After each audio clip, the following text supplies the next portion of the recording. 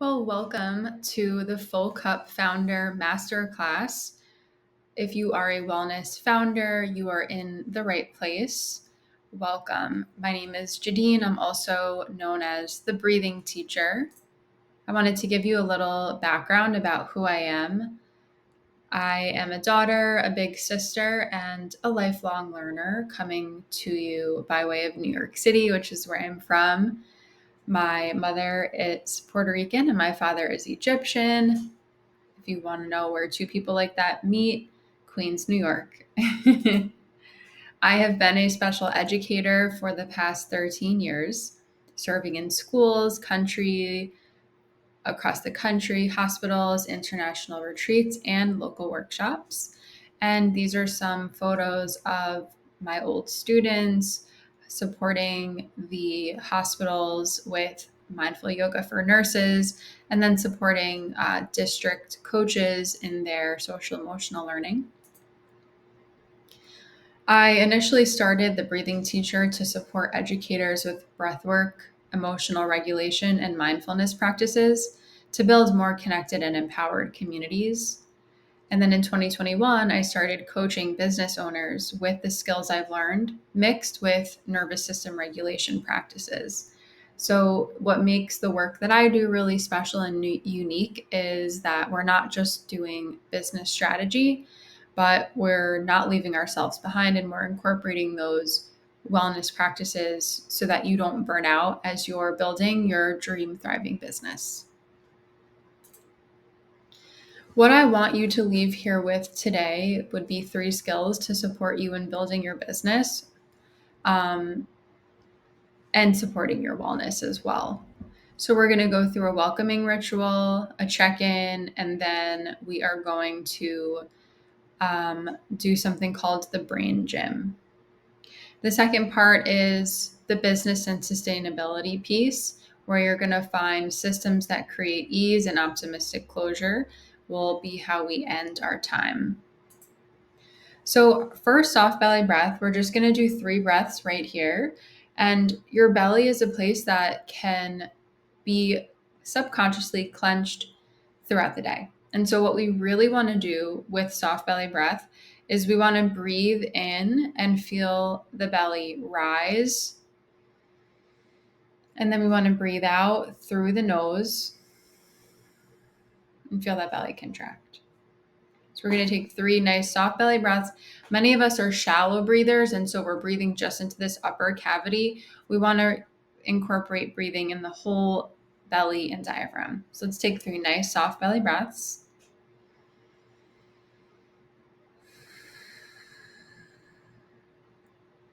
Second one.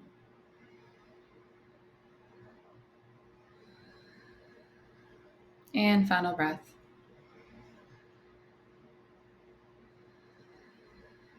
Good. And then just notice your belly, if it can become any more softer here. And then when you're ready, you can flutter those eyes back open.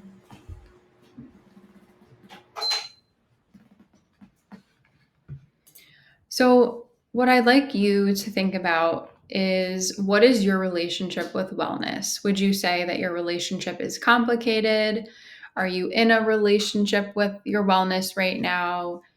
You're dating regularly, you support each other, you have each other's back.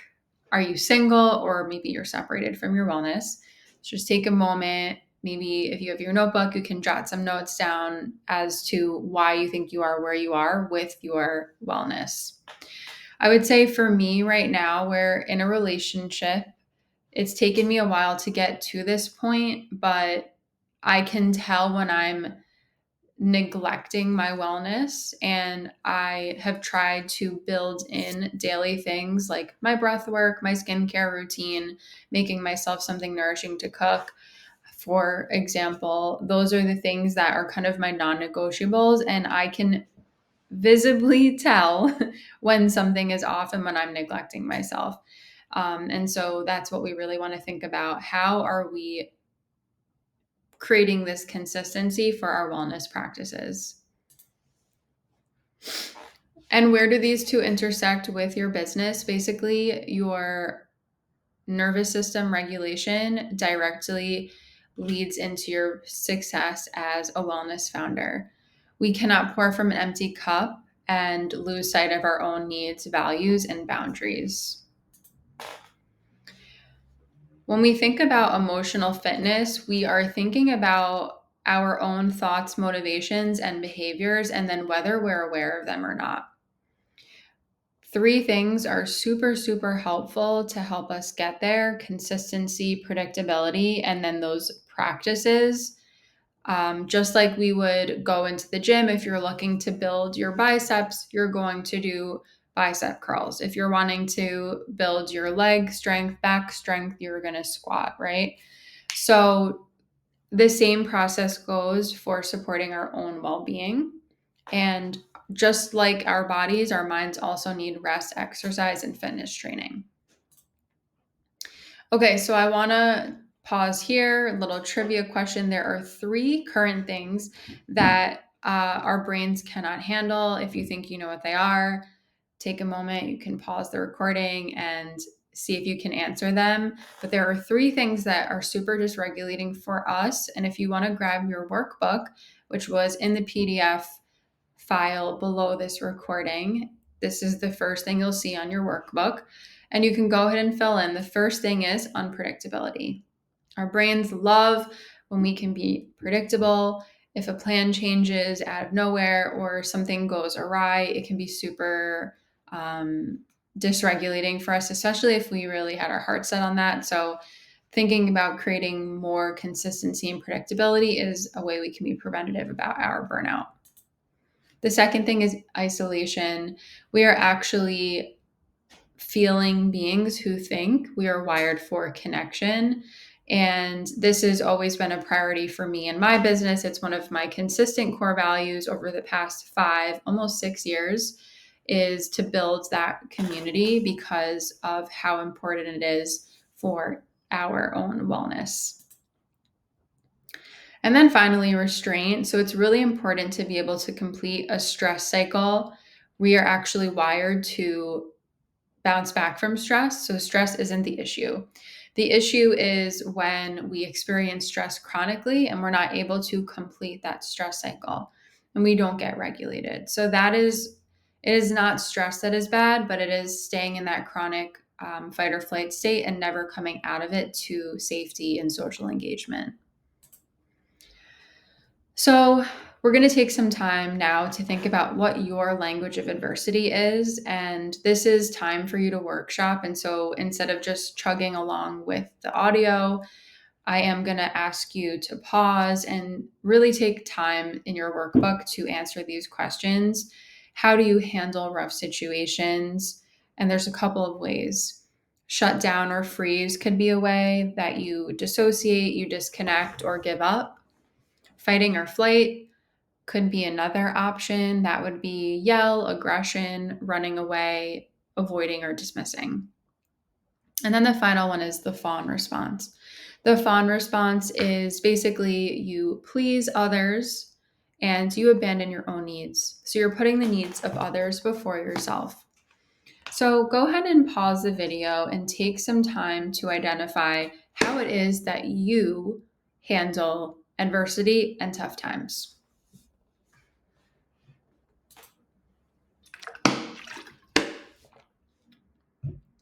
The next thing that we're going to jump into now that you've completed that first part of your workbook is the language of resilience.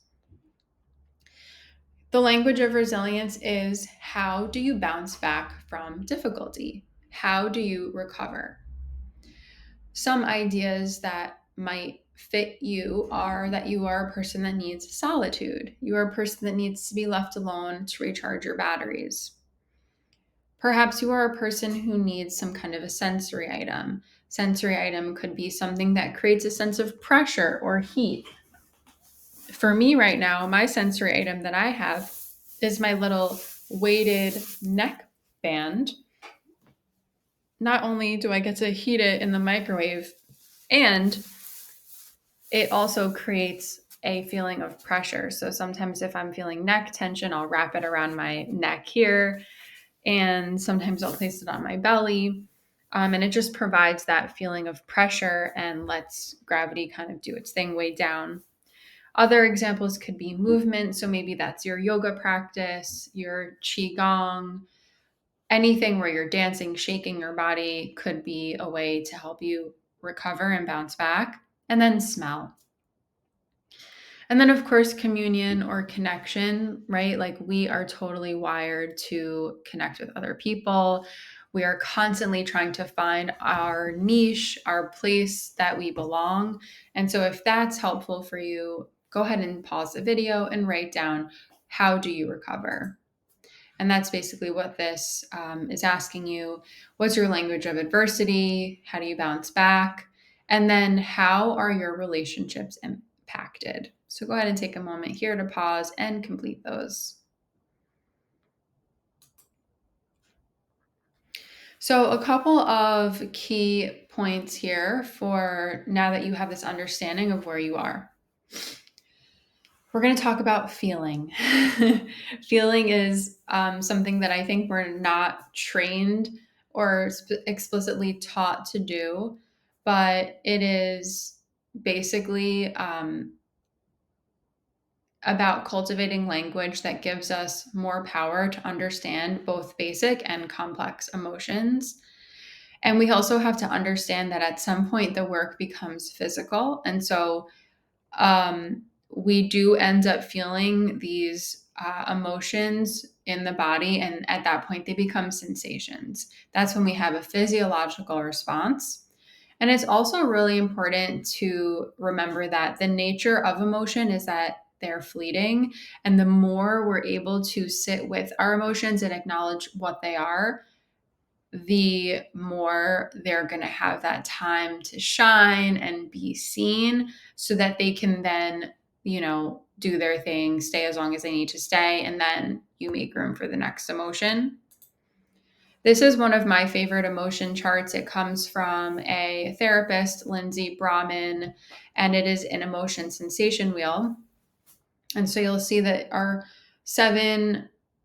six basic emotions here are in the center wheel, what we call secondary emotions, and then the sensations are on the outside. And so I love this as a reference for being able to check in. If you have little ones, they always love this wheel, especially the colors. So you could just spend a couple of weeks using the chart, normalizing these different words and really seeing how you're feeling, and not just, I'm mad or I'm sad, but like, what is the actual deeper emotion there? Is it hurt? Is it insecurity? Is it anxiety?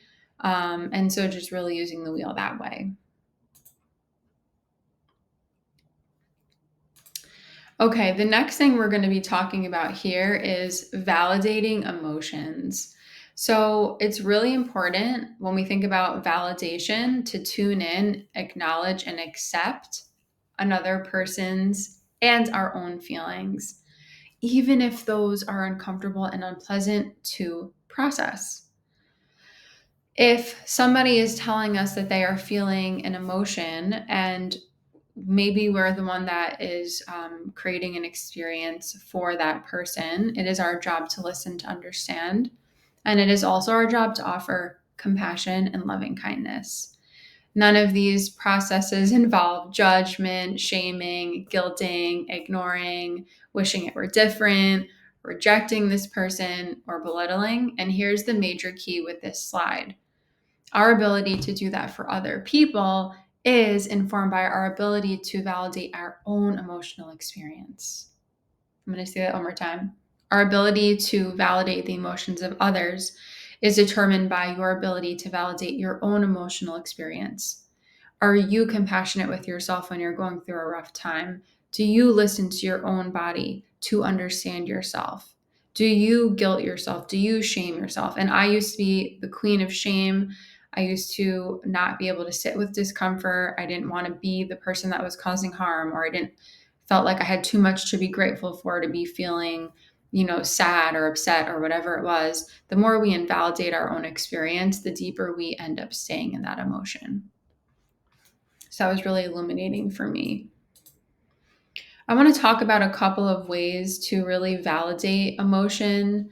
There are three categories. Whenever I share this, there's always a light bulb that goes off. So if that happens for you, please reach out to me and let me know if this hit for you. But the first one is, do I need someone to hear me? And this would just be, you just need someone to hear you vent. You just need a container. You just need a safe space. And so, what you could do if you know that you are needing just someone to vent to, you could ask this person, hey, are you in a safe space to just hold space for me right now? The second option would be, do I need someone to problem solve with me? So this could be like a collaborative partner. What you could ask this person is, could you please help me find a solution? Or I need help problem solving. Are you able to support? Right? We're never assuming that someone has the capacity for us, but we're simply checking in with what we need and then asking if that person's available. And then finally, do I need someone to solve this for me? So that would be like a complete handoff, right? Take this off my plate. I'm not trying to be Superman or Superwoman anymore. I'm feeling really overwhelmed. Could you please take the lead?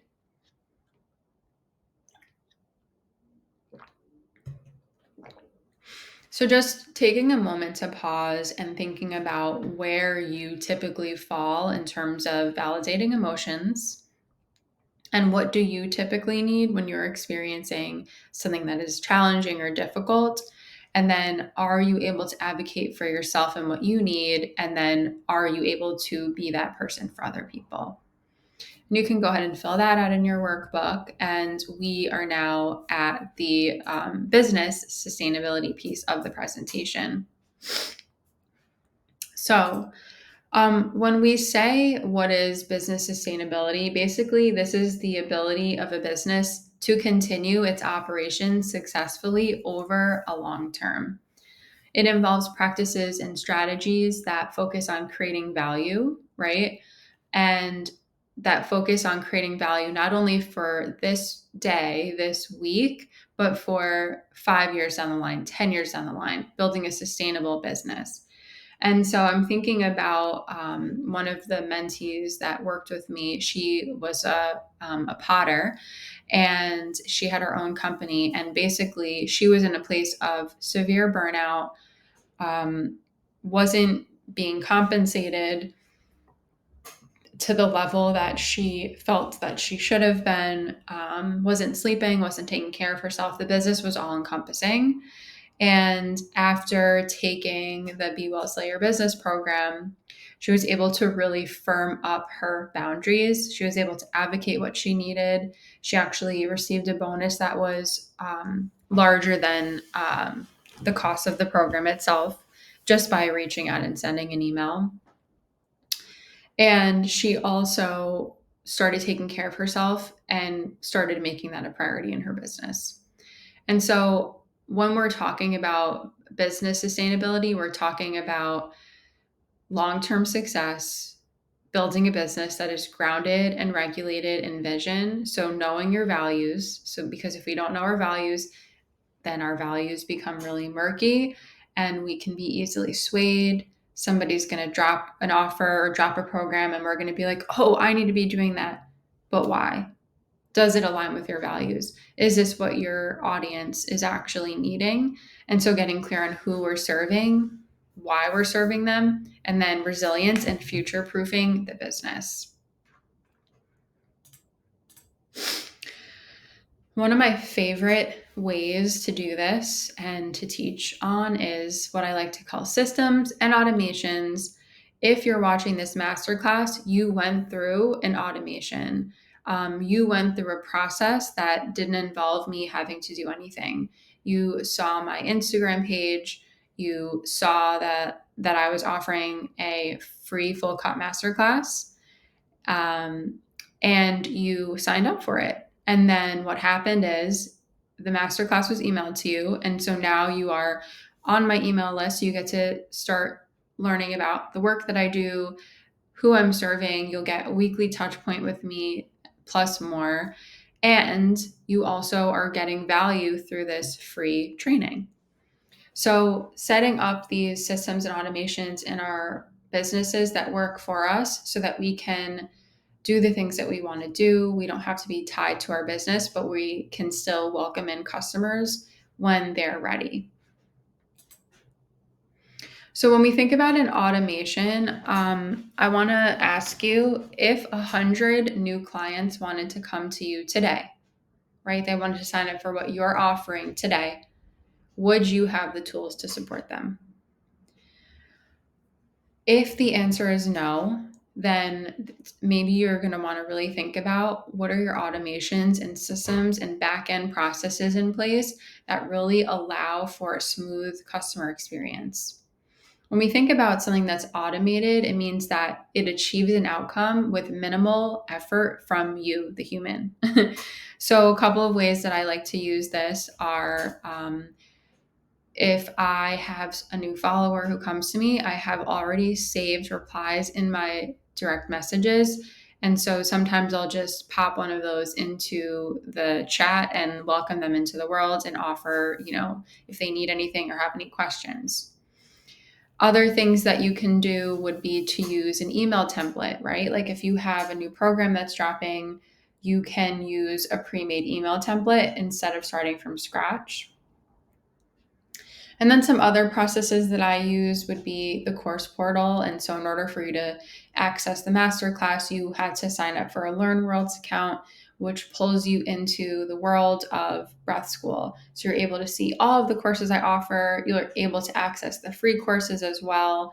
And there is also opportunities for you to join the membership, which is the low ticket offer. And then, of course, opportunities to join, a higher ticket offer, which is the 8-week well-being mentorship.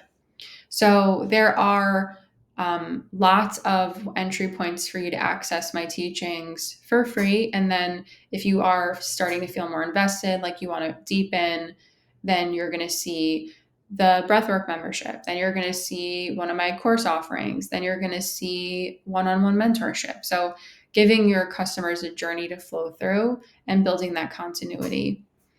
Something else that is a back-end process that I have is my scheduling platform. So I use Acuity. Another example of this would be Calendly. This is integrated into my website and it allows anyone who wants to book with me to book right there and then and actually pay for the service.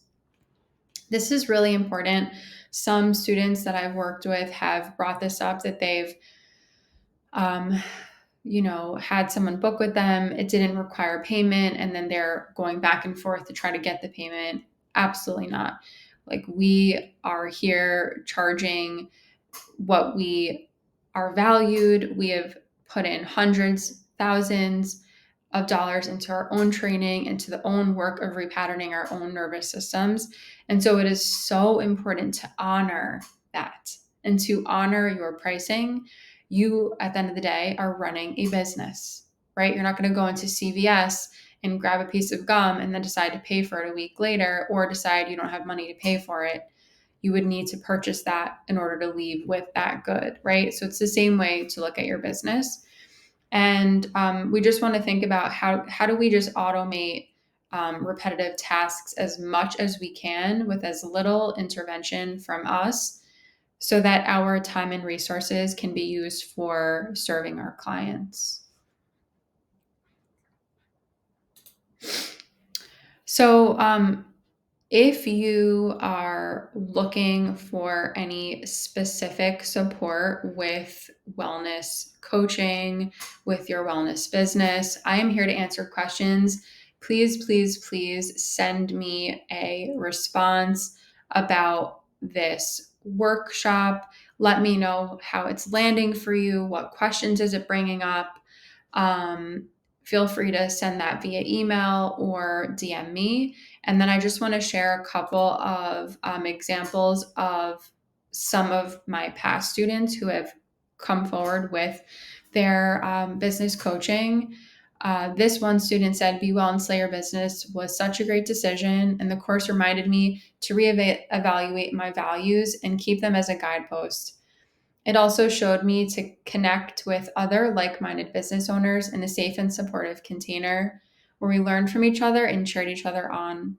I learned so much about leadership, boundaries, and how to align my business with my vision and process and my purpose. This course was a good push to get me back in gear and help me see where my business is and where I want to go. So, this is one student that was a former educator who wanted to start to bring educator well-being programming into the schools. So she was able to work with the therapist at the school that she had used to teach at to think about some offerings that could be brought into that school. And so we really like to utilize our networks, and that's the beautiful thing about drawing into this world is that social capital is priceless. Your network is everything. Word of mouth is everything. If I could tell you the amount of times that students in the program have bought each other's services, signed up for each other's offerings, met up for coffee, they're now great friends. So that's one of the most beautiful things about working together in this community. And then this is another student here who said that Be Well, Sell Your Business brought them back to themselves.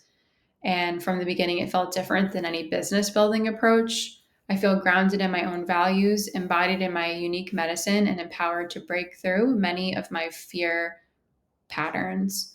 And so I really, really, really want to emphasize this is not just your one size fits all cookie cutter business growth program.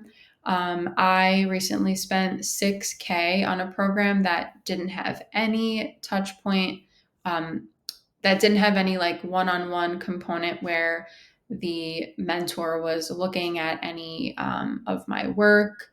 There were group calls of about 100 people. So it just, for me, it was really lacking that personal element. When I am leading these programs, I like to keep the groups intimate so that people can really build those deeper connections. And you'll see that across the reviews of anything that I offer. So, what I wanted to end with here is just to let you know that there is a really incredible opportunity that is going to be dropping in the new year to walk with me for 1 year. It's going to be a year long experience where you're going to have the opportunity to build your business, take care of your wellness, and have a lab or kind of like um, co-working, office hours, one-on-one support on that third touch point day. So if you are looking for a community, if you're feeling stuck in your business, if you're feeling like you want that next level growth, you're in the right place. I would be honored to hold space for you and to help blend these two worlds for you, because doing that has created such a big difference for me and the services I've been able to provide. So I'm going to toggle back here one more time. If you need anything, send me an email or DM me. Let me know that you watched this and how it's landing for you. And thank you so much for your time and for watching the masterclass. I hope to see you soon.